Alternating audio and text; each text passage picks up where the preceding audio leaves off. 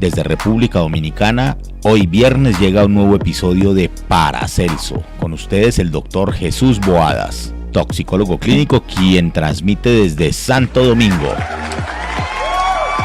Hola a todos, soy el doctor Jesús Boadas, médico especialista en toxicología clínica y conductor de este espacio llamado Paracelso. Bienvenidos. Recordemos que Paracelso es un espacio donde compartimos información sobre esta hermosa especialidad llamada toxicología. El día de hoy tenemos una invitada bien especial, ella es mexicana y está con nosotros desde Canadá, donde se desempeña como investigadora en una rama de la toxicología que, bueno, es bien interesante y luego la vamos a profundizar sobre eso. Primero, pues como hemos acostumbrado a hacer nuestra presentación, saludando a toda la audiencia de habla hispana que nos escucha en el continente, en Colombia, en Estados Unidos, en Perú, en Ecuador, en México, Argentina y bueno, seguramente ahora en Canadá también. Este programa se emite por CME Online, la radio en streaming para los profesionales de la salud, en el canal de YouTube por Comunidad Médica Educativa y a través de Facebook por el perfil de Juan Latino. Nuestras redes sociales en Instagram @toxicologíard, en Facebook toxicologíard y en YouTube nuestro canal Toxicología Integral. Entonces vamos a darle la bienvenida a la doctora Linda Lara. Ella es, como dije, es mexicana, es médico, es doctora en toxicogenómica y eso es lo que vamos a estar hablando hoy. En toxicogenómica, doctora en toxicogenómica del Instituto de Investigación Científica de Quebec, Canadá. Doctora, ¿cómo estás? Hola, ¿qué tal? Muchísimas gracias por la invitación. Chévere. Bueno, antes de empezar a hablar de toxicología y de genética y toxicogenómica y todo eso bien interesante, coméntanos un poquito sobre ti, dónde te formaste, qué es lo que estás haciendo actualmente. Bueno, yo estudié la carrera de químico farmacéutico biólogo en la Universidad Autónoma de Baja California, en México, y que en realidad somos los que realizamos los análisis clínicos en los hospitales y la parte del área farmacológica en hospital. Ajuste de dosis, recetas magistrales, todo ese tipo de cosas es lo que he trabajado. Bueno, hay dos áreas, dos terminaciones en esta carrera y yo me enfoqué al área de farmacología. Y ahí fue donde empecé a ver lo de toxicología, porque bueno, bien sabemos que van una unida a la otra. Y empecé con pacientes que tenían polifarmacia. Entonces teníamos que hacerle ajuste de dosis y planificar los medicamentos, ¿no? a los pacientes. Muchos de esos pacientes eran pacientes mayores, la polifarmacia usualmente se da en pacientes de adultos mayores y que ya no podían algunos ver, entonces teníamos que ingeniárnoslas poniéndoles dibujitos, marcas y bueno, de ahí me empecé a relacionar un poco con esa parte de la toxicología. Después hago un pequeño verano investigativo en ingeniería genética en el CIMBESTAB, unidad de Irapuato en México también, y ahí descubro un poco la parte de lo que era la ingeniería genética, las modificaciones genéticas, lo que era un silenciamiento genómico, una sobreexpresión, y bueno, me empezó a interesar y me fui enfocando un poco hacia esa parte, pero yo quería combinar las dos, la toxicología y la genética que acababa de aprender. De ahí me voy a hacer la maestría en ciencias de la vida y trabajé lo que era contaminación de metales pesados. Me gustó muchísimo, me interesó, dije, wow, esto es realmente lo que me interesa. Y bueno, de ahí quedé enamorada de la toxicología. Empecé a dar clases de toxicología en la universidad, de donde soy. Di toxicología básica, toxicología ambiental, ecotoxicología, toxicología laboral.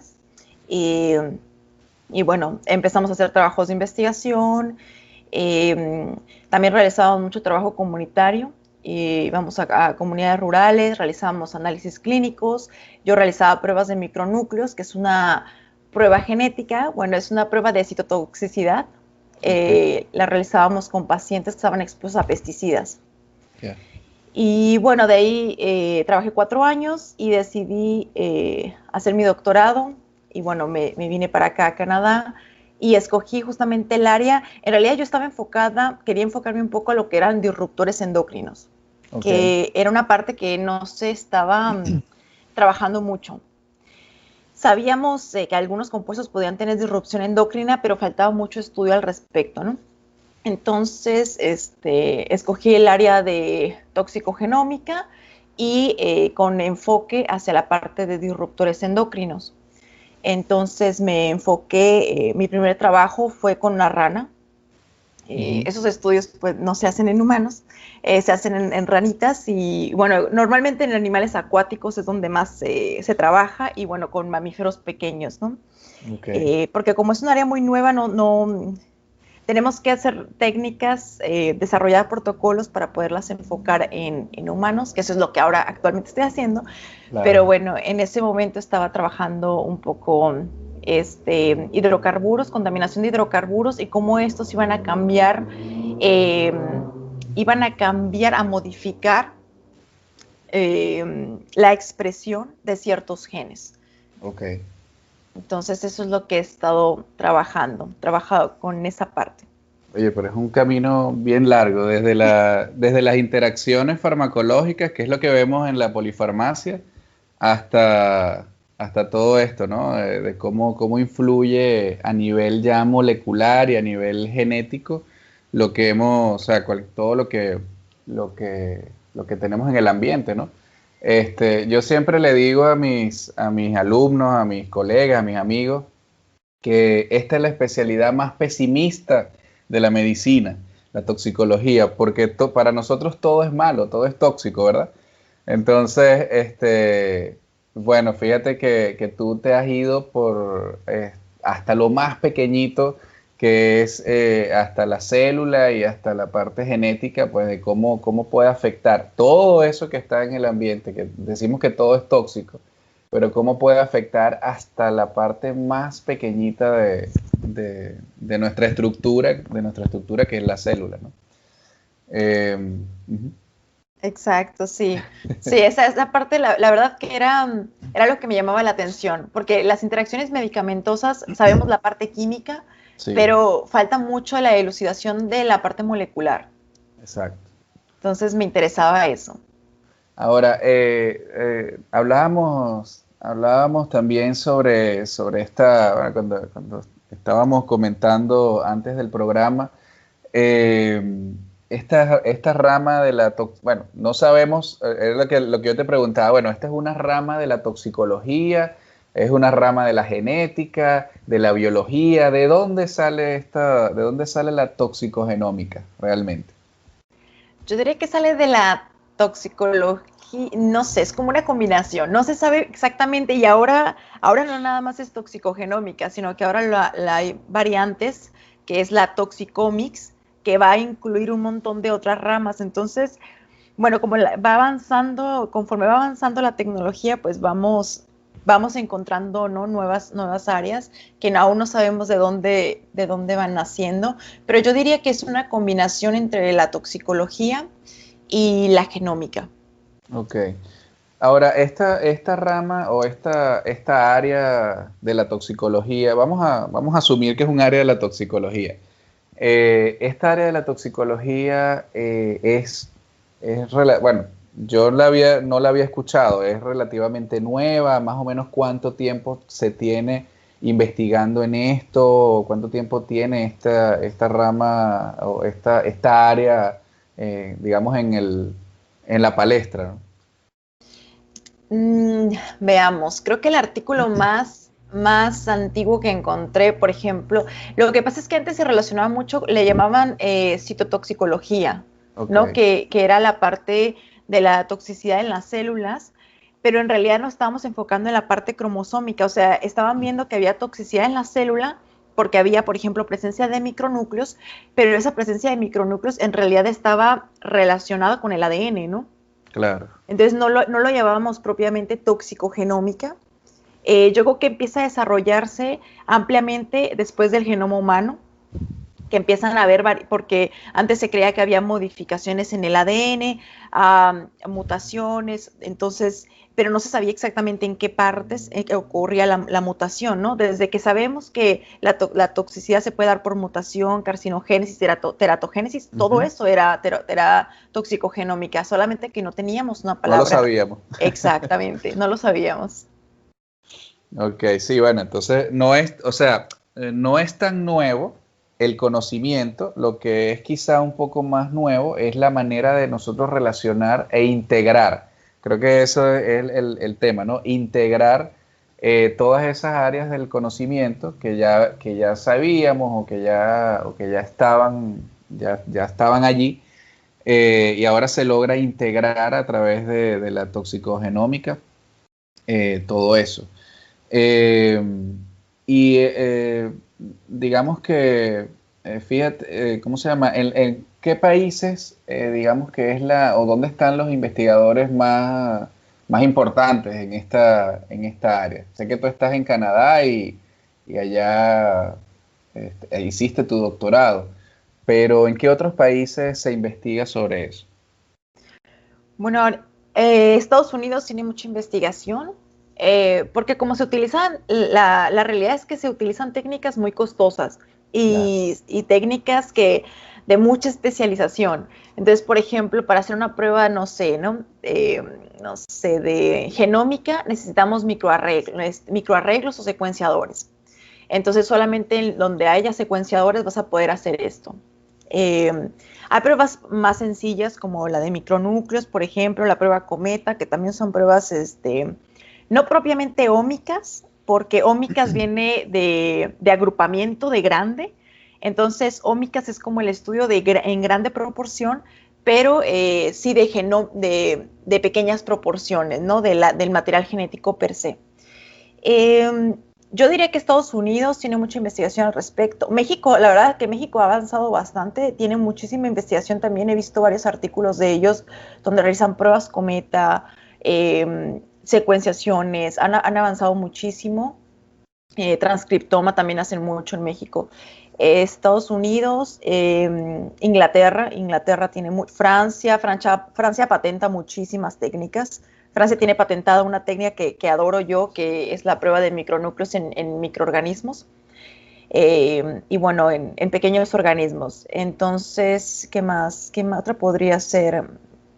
Sí, Alemania. Yo creo que donde esté el secuenciador va a ser la clave para este tipo de trabajos.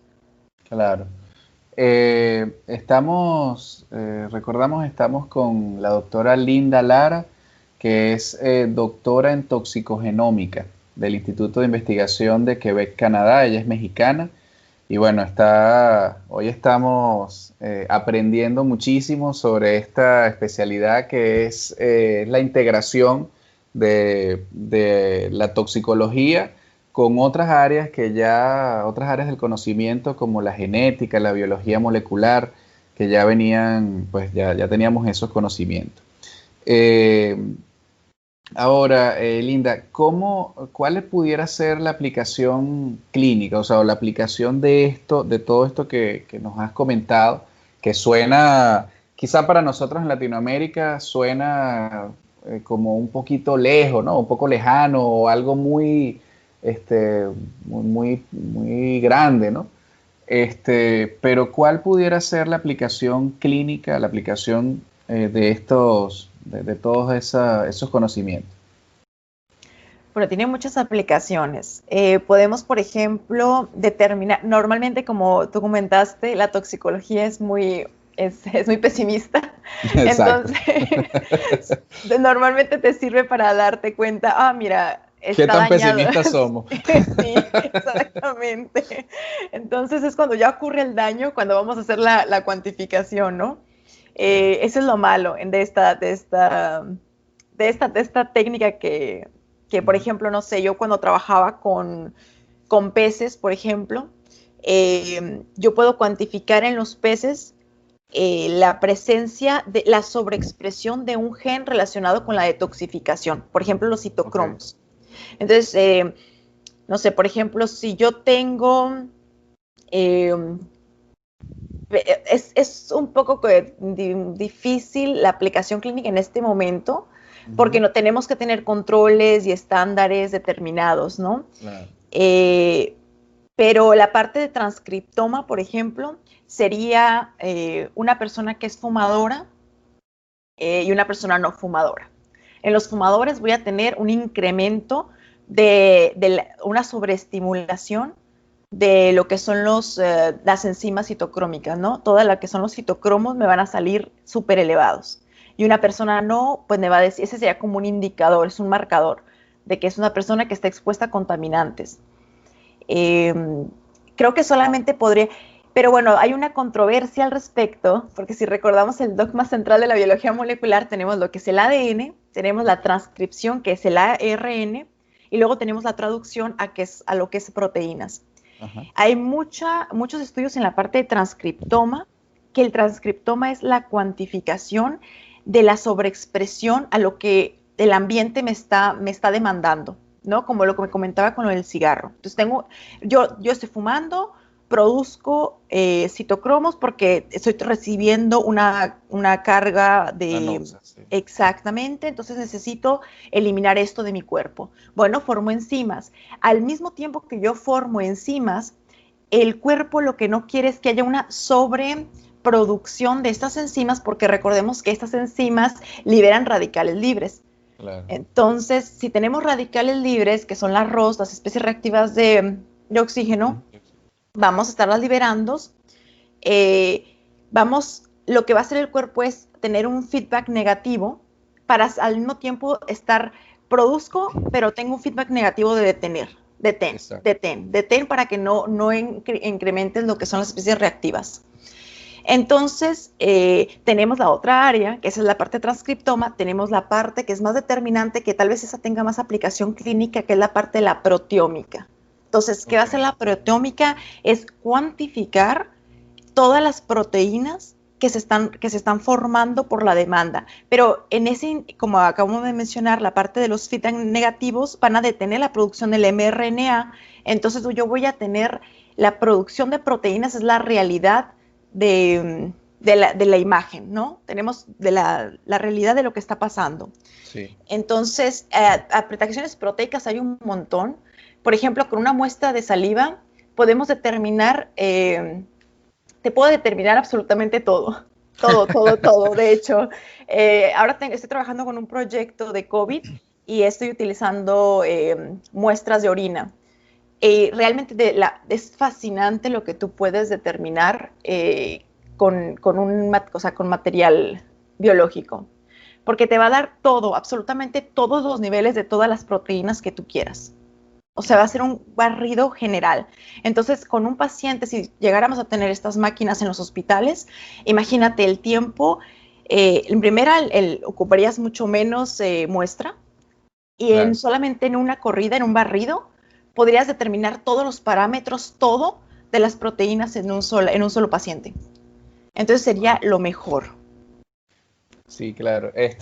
Sí, lo que quizás no una aplicación clínica como tal, pero digamos, para tratar una enfermedad o esto, pero sí para tener una posibilidad de diagnóstico y de marcadores, pudieran ser marcadores de riesgo, de acuerdo al tipo de exposición que tienen las personas, los pacientes, como tú hablabas del cigarrillo o de cualquier otro problema, ya que también hidrocarburos, que me dijiste que también has estado trabajando con eso, pues el área ocupacional, el área, o sea, quizás ahora no tiene quizás no le vemos tanta aplicación o la vemos lejos porque es un estudio muy pequeño, o sea, a nivel molecular, pero realmente se ve que tiene una proyección muy, muy buena hacia un futuro, ¿no? Sí, exacto. Ahora estoy pensando en, por ejemplo, no sé, por ejemplo, las personas que están expuestas a metales pesados, que Ujú. van a tener un incremento de las metaloteoneínas, que son estas Claro, proteínas que te ayudan. Por ejemplo, ahí lo pudieras ver rápidamente, ¿no? Ah, mira, este claro. paciente tiene un incremento en las metaloteoneínas. Bueno, hay que ver, hay que irnos por ese lado, porque muchas veces llega un paciente y todos los síntomas se parecen. Ujú. Entonces, no, es difícil de ir elucidando que cada uno. Entonces, sí tiene aplicabilidad. Yo creo que en un futuro, ahorita, por ejemplo, lo que yo hago es buscar biomarcadores. Ok. Entonces me encuentro buscando biomarcadores para todo. Esto me indica esto, aquello me indica que. Entonces, es un trabajo que lleva tiempo, ¿no? Así es. Bueno, estamos con Linda Lara, que es doctora en toxicogenómica del Instituto de Investigación de Quebec, Canadá. Ella es mexicana, allá hizo su doctorado y bueno, está en estudios postdoctorales, ¿verdad, Linda? Sí, así es. Ok, entonces, bueno, estábamos hablando sobre la aplicación de esta rama o sí, de esta parte de la toxicología, que es la toxicogenómica. Y bueno, efectivamente, como hablábamos, pues son conocimientos que ya se tenían, pero que ahora se están integrando. Y en la medida que va pasando el tiempo, y eso pasa, creo que en todas las áreas de la medicina, y en la medida que va pasando el tiempo y se va desarrollando la tecnología, vamos viendo todo más en profundidad y al final llegamos a ese nivel tan pequeñito molecular y eso pasa en muchas cosas, ¿no? Por ejemplo, en animales venenosos, eh, siempre veíamos, incluso la taxonomía, veíamos, bueno, este escorpión tiene un parecido con este otro, tiene tales o cuales características externas, pero ahora sabemos, por ejemplo, que están emparentados desde el punto de vista genético con tal o cual especie.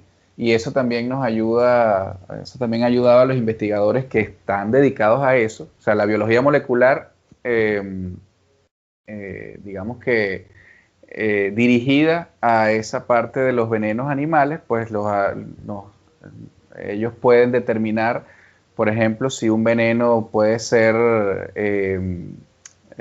contrarrestado con el mismo antídoto de otro escorpión, porque son genéticamente similares los venenos y por supuesto se producen esas proteínas, que es lo que tú estabas hablando, esas proteínas van a ser similares.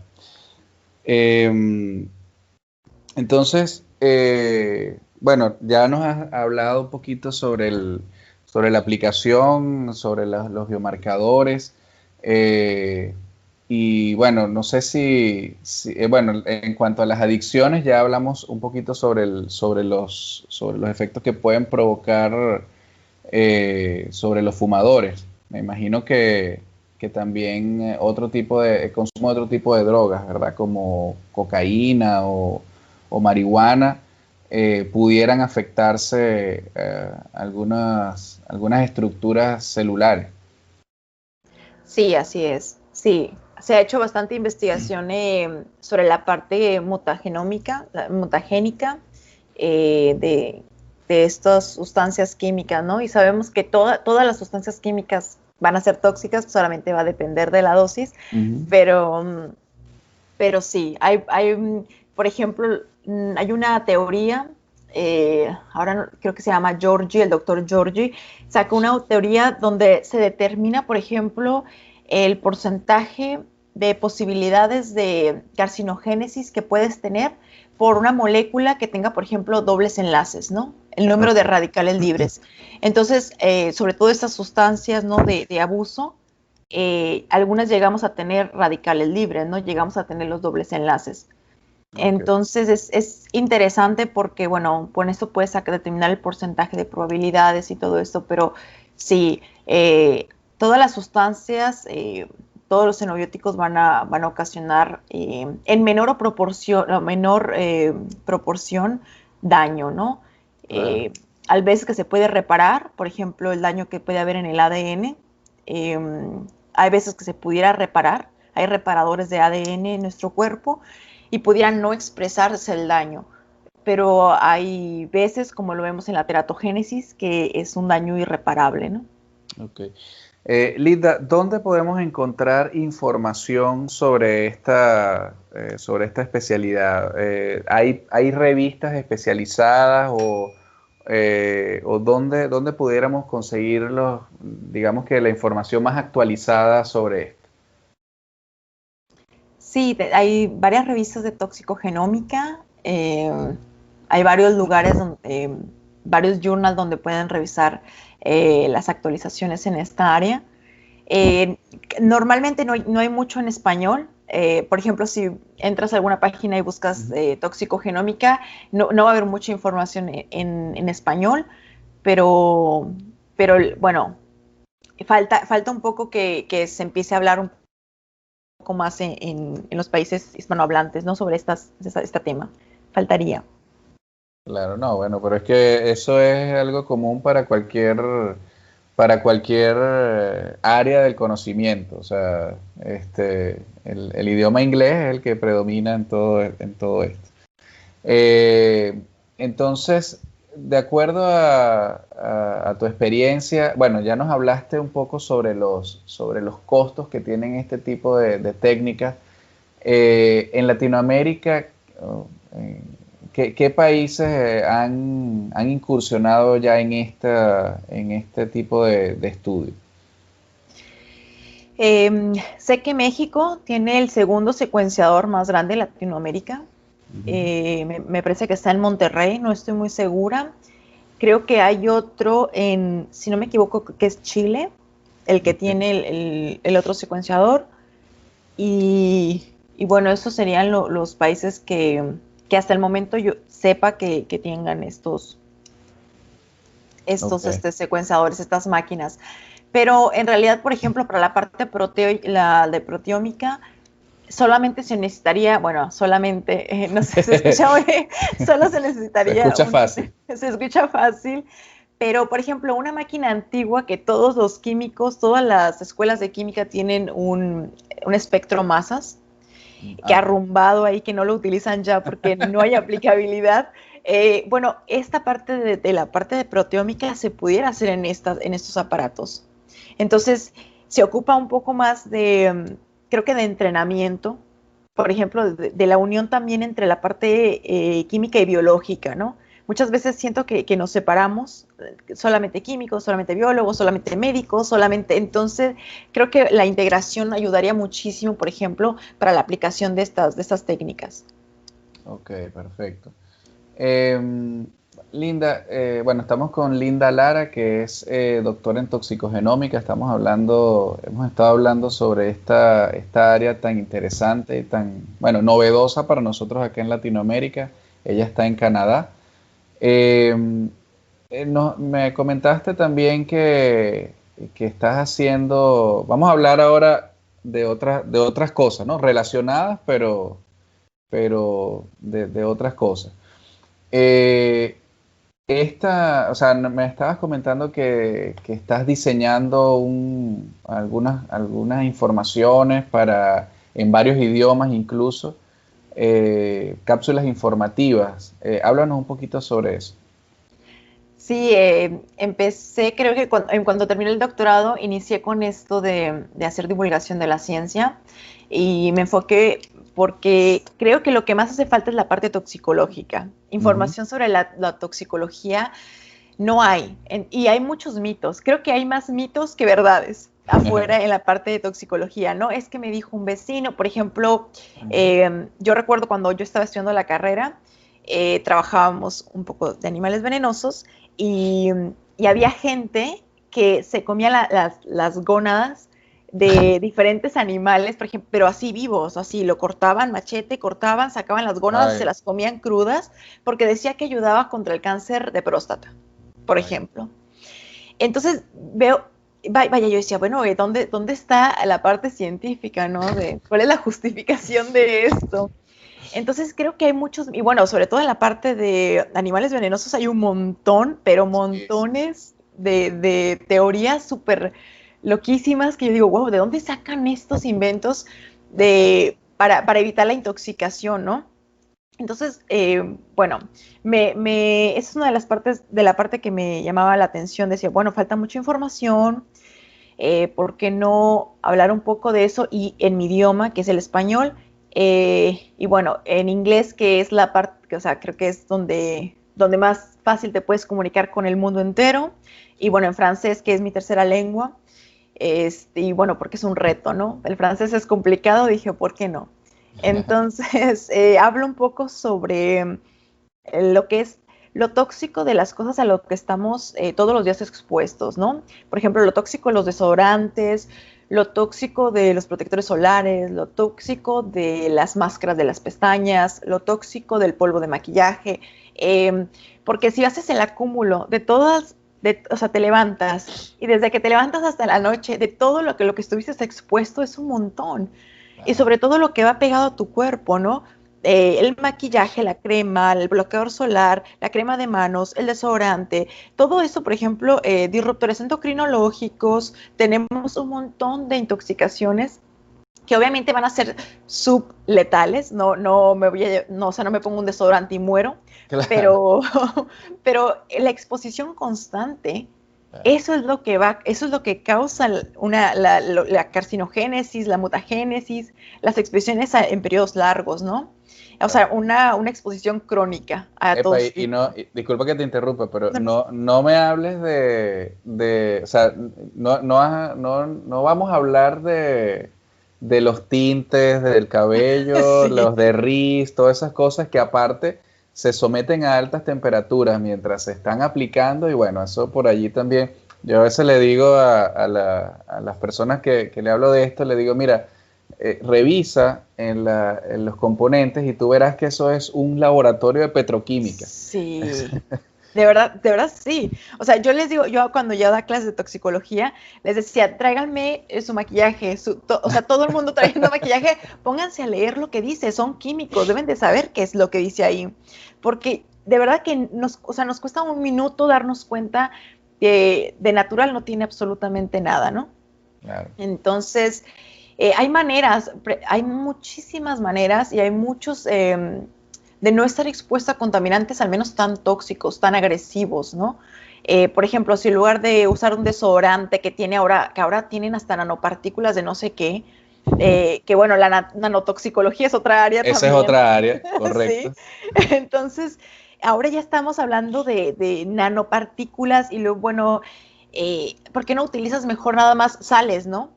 O sea, las sales se utilizan re bien desde hace muchísimos años, se han utilizado y se ha comprobado que no causan una toxicidad, ¿no? Crónica.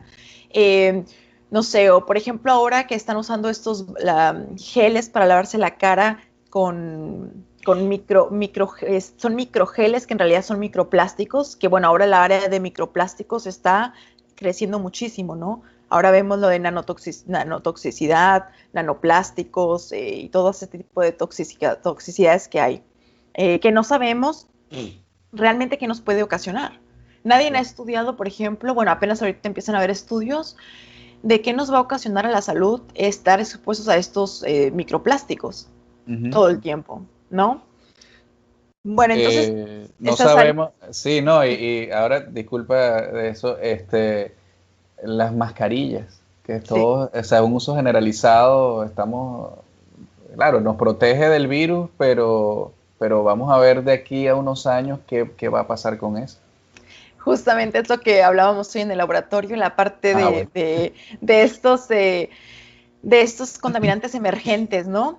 Ahorita tenemos una cantidad de contaminantes emergentes, por ejemplo, sí, como bien mencionabas, ¿no? Tenemos esta pandemia, ¿qué consecuencias va a haber con la pandemia, ¿no? Los plásticos de los guantes que todo el mundo estamos utilizando, ¿no? Para protegernos, pero que van a dar al mar, a la basura, y que regresan a nosotros. Todo lo que tiremos al mar va a regresar a nosotros. O, por ejemplo, las máscaras también, o sea, todo este tipo de cosas no sabemos qué repercusiones va a haber en un futuro, pero bueno, esa es la realidad y eso es lo que me interesa. También creo que hice uno sobre Botox, porque todo el mundo ahorita está la moda del Botox por todos lados. Creo que no saben que es una toxina. Exacto. Entonces, digo, no soy una salvaje, ¿no? O sea, tampoco es como que, creo que a veces digo estas cosas y dicen, ay, bueno, ¿y tú que no te haces nada? No, a ver, vamos, no soy una salvaje, ¿no? Pero Si te que pones no me desodorante, baño. por lo menos, y te bañas. Cambiemos de tema. No, Ok. no es cierto, sí, claro que sí. Pero me refiero a que hay maneras de vivir, hay otra manera de vivir, ¿no?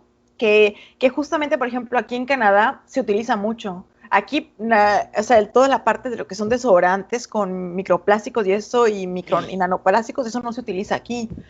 O sea, hay otros estilos de vida que pudiéramos adoptar para ser más saludables y ocasionar menos daño también de la parte ecológica, porque bueno, vivimos en un ecosistema, somos parte del ecosistema, entonces si el ecosistema está bien, nosotros estamos bien. Recordemos que realmente la parte ambiental es la que nos afecta, o sea, donde obtenemos la mayor cantidad de intoxicación, ¿no? O de Claro. exposición a contaminantes. Entonces, eso es lo que me interesó y por eso inicié estas infografías. Y ¿Dónde podemos encontrar eso, Linda? bueno, lo tengo en mi Instagram como Laras Talks. Y, no, perdón, Talks Laras. Talks Laras es mi Instagram y también estoy en Twitter, Talks Lara. Y bueno, ahí pueden encontrar un poco de información de lo que estoy haciendo de las infografías eh, en, en español, en francés o en inglés. Ok. Linda, mira, bueno, ya hemos hablado ya de unas cuantas cosas y bueno, ya falta poco para terminar, pero me gustaría que preguntarte algo más que una pregunta técnica, es algo como una reflexión. Este programa que ya tiene tenemos pocas semanas haciéndolo todavía. La idea es que conozcamos, que el gremio médico conozca un poco más de nuestra especialidad e incluso llegar al público en general. Eh, y porque es una especialidad que muy poco se conoce, o sea, no es algo masivo como la medicina interna, la cirugía y todo esto. Ahora, tú que has estado eres latinoamericana, has estado, o sea, eres de México, viviste la toxicología ya nos dijiste, bueno, todas las áreas que pudiste experimentar en toxicología y ahora estás en un país de primer mundo con mucho, o sea, con mucha material y todo para hacer investigación y para docencia y todo. ¿Qué crees tú que le falta o que le falta a Latinoamérica para poder por lo menos acercarnos a cómo se vive la toxicología en un país del primer mundo como es? Uy, uy, qué difícil. Mm, yo creo que Pregunta final del doctorado. No, mentira. sí, sí, no la sufrí así tampoco el doctor. Eh, yo creo que falta educación. Por ejemplo, en México, solamente la Ciudad de México tiene la especialidad de toxicología. Wow, O sea, país los tan grande. toxicólogos en México solo están en la Ciudad de México. Y la Ciudad de México, de donde yo vengo, yo soy originaria de Tijuana, está a la misma distancia en avión que venir a Canadá. Entonces, la accesibilidad, no hay acceso, por ejemplo, a toxicólogos, ¿no? Fácilmente.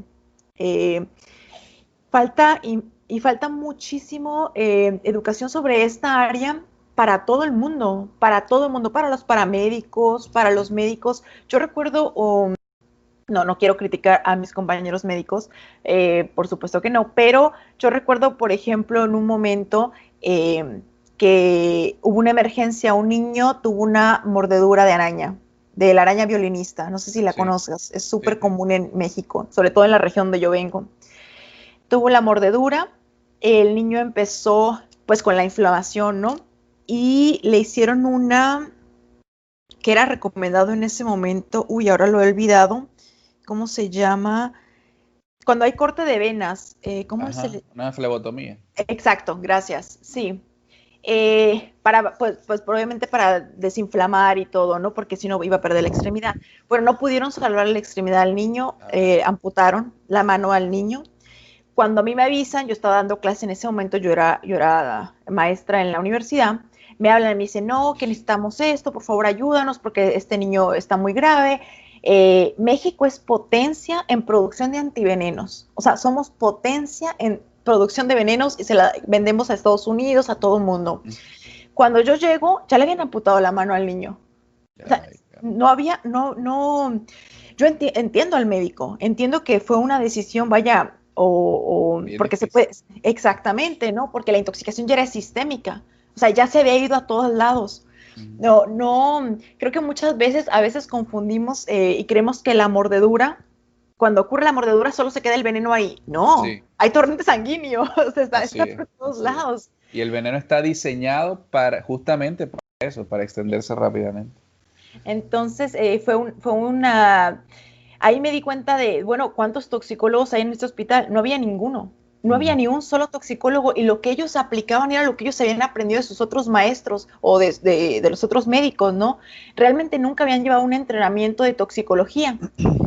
Entonces creo que falta mucho esa parte. Hace poco también una alumna me habló por teléfono porque su papá se intoxicó con pesticidas y no había nadie que le ayudara con la parte, o sea, a quién recurrir para en este tipo de casos, ¿no? Creo que faltan toxicólogos entrenados y para eso falta información, falta educación. Entonces, yo diría que lo primordial sería la educación, porque, por ejemplo, aquí los médicos llevan entrenamiento toxicológico, aunque casi no hay animales venenosos, por ejemplo, ¿no? No hay muchos. Pero ellos llevan entrenamiento, no nada más para animales venenosos, para el montón de toxicología, ¿no? Ahí, por ejemplo, hay un número donde tú puedes marcar de toxicología, donde tú dices, oye, ¿sabes qué? Me intoxiqué, y le das el número de referencia de lo que te comiste y te dan auxilio inmediato, ¿no? ¿Sabes qué? Tómate carbono 14, no sé, carbono activado, no sé, no, lo que haya, ¿no? En el momento. Pero en México, por ejemplo, no tenemos esos números de emergencia para envenenamiento. Y Estados Unidos lo tiene, y bueno, Canadá también lo tiene, ¿no? Yo recuerdo cuando era chica, yo una vez me tomé unas bolitas ¿de qué son? Estas bolitas que pones en la ropa para que no huelan mal y no se creo es naftalina, no me acuerdo. Sí, ¿verdad? Me tomé una, porque pensé que eran dulces. Me comí como 2 o 3, no me acuerdo cuántas me comí, y yo recuerdo que mi papá se asustó muchísimo, y mi mamá también. Estábamos en Estados Unidos en ese momento, y hablamos al número de envenenamiento, y rápidamente nos dijeron, provoca vómito, ¿no? Y bueno, ya estoy yo ahí, vieron una niña chiquitita, y bueno, después compramos estas cápsulas, creo que vomité, y después compramos cápsulas de carbón activado, me las tomé, y fui al médico, y ya después, ya que había pasado, o sea, ya que yo estaba más estable, me dijo el médico, no, pues ya está bien, ya vomitaste, está bien. Pero, por ejemplo, no en todos los casos se recomienda el vómito, ¿no? Entonces, todo ese tipo de cosas, no hay un llamado rápido para saber qué hacer en caso de intoxicación o envenenamiento. Entonces, creo que eso sería genial en Latinoamérica. Genial. Sí, nosotros hay un factor común en nuestros países, y es que no hay toxicología ni siquiera en el pregrado. Solamente las facultades de farmacia, justamente por la afinidad que tienen con el área de farmacología y toxicología, pues es lo que quizá imparten alguna información de toxicología.